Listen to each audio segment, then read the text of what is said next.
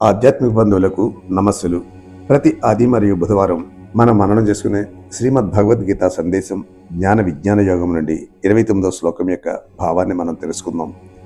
జరామరణ చావు పుట్టుకల నుంచి మోక్షం పొందాలంటే, వృద్ధాప్యం మరణం నుంచి స్వేచ్ఛ పొందాలంటే, జాయతే జన్మించాక, అస్థి జీవించి ఉండి, వర్ధతే అభివృద్ధి చెంది, విపరిణమతే చాలా పరిణామం పొంది, అపేక్షీయతే వార్ధక్యంతో, నశ్యతి నశిస్తుంది. ఈ 6 విధములైన మార్పులను ఆదిశంకరాచార్యులు వివేక చూడబండిలో చెప్పారు. షడ్ ఉర్మిత్ 6 అలల మార్పుతో సృష్టి యందు అన్ని మార్పులు చెందుతుంటాయి. ఈ మార్పు వెనుక మార్పు లేని దైవశక్తి ఉంది. అందువల్ల మరణం లేని స్థితి ఉంది. పాశ్చాత్యులకు పుట్టుక గురించే కానీ మరణం గురించి తెలియదు. వారికి వృద్ధాప్యం మరణం ఇష్టముండదు. జీవితం చాలా ఆనందంగా గడిపాక జీవితం నుండి తొలగిపోతారన్నదే వారికి తెలుసు. కానీ మనకు మరణం వెనుక ఉన్నది తెలుసు. వేదం ఈ జీవన్మరణాలు ఆ అద్భుత యథార్థం యొక్క నీడలు మాత్రమే అని చెప్పింది. యస్య ఛాయ అమృతం యస్య మృత్యు కస్మై దేవాయ విషావిదేమ. ఎవరి ఛాయ అయితే జీవితమో, ఎవరి ఛాయ అయితే మరణమో వానికి మా నైవేద్యాలను అర్పించుతాం. మరణాన్ని గూర్చి భారతదేశం చాలా లోతుగా పరిశీలన జరిపింది. గ్రీకులు వృద్ధాప్యాన్ని మరణాన్ని ఇంద్రియ గోచర విషయంగానే గుర్తించారు. కానీ ఇంకేమీ తెలుసుకోలేదని లౌస్ డికెన్సన్ గ్రీకుల దృక్పథంలో జీవితం అన్న అర్థం కలిగిన పుస్తకంలో వ్రాశారు. కానీ మనకు జరామరణాలను అధిగమించాలని తెలుసు. ఆత్మే తామని ఎరుకగలవారు చాలా నమ్మకంతో నా జీవితయాత్రను శరీరం వరకు ముగించాలని మృత్యువుని ఒక స్నేహితుని ఆహ్వానించిన విధంగా ఆహ్వానిస్తాడు. ఎందుకంటే మనకు పైన చెప్పిన 6 మార్పులు జీవితంలో ఉన్నాయని తెలుసు. భౌతిక పదార్థమంతా మార్పు పొందవలసిందేనని మనకు స్పష్టంగా తెలుసు. బ్రహ్మసూత్ర భాష్యంలో ఆదిశంకరాచార్యులు నిత్యశుద్ధ, నిత్యబుద్ధ, నిత్యముక్త పరమాత్మను దైవికంగా మేల్కొన్న ప్రకాశవంతమైన పరమ పవిత్రమైన ముక్తి కలిగించే ఆత్మ స్వభావం అని చెప్తారు. మరణం సహజం, మనం దాన్ని ఎదుర్కోవలసిందే. వినాశనం అవ్యయ శాస్యనా కచ్చిత్ కర్తుమర్హతి. ఆత్మని నాశనం చేయలేవు, భగవంతుడు కూడా ఆత్మను నాశనం చేయలేదని ఆదిశంకరాచార్యులు చెప్పారు. అది మన నిజస్థితి.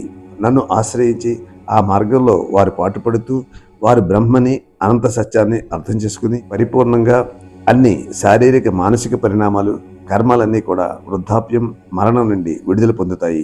శరీరానికి మోక్షం ఉండదు, శరీరం మరణించవలసిందే. శరీరాన్ని పొడిగించాలనుకున్నా కూడా పక్కవారు ఒప్పుకోరు, అది పోవలసిందే. అయితే కథ అక్కడితో ముగిసిపోదు. శరీరం జీవించడం, శరీరం మరణించడం అనుభవం అయితే దాన్ని చూడడానికి ఇంకెవరో ఉండాలి కదా. లేకుంటే మరణం ఉందని ఏ విధంగా చెప్పగలరు? ఆ చూసేదే సాక్షి, అదే మన నిజతత్వం. మనమంతా ప్రపంచంలో జరిగే అన్నిటినీ చూస్తున్న దివ్యమైన సాక్షి రూపాలమే.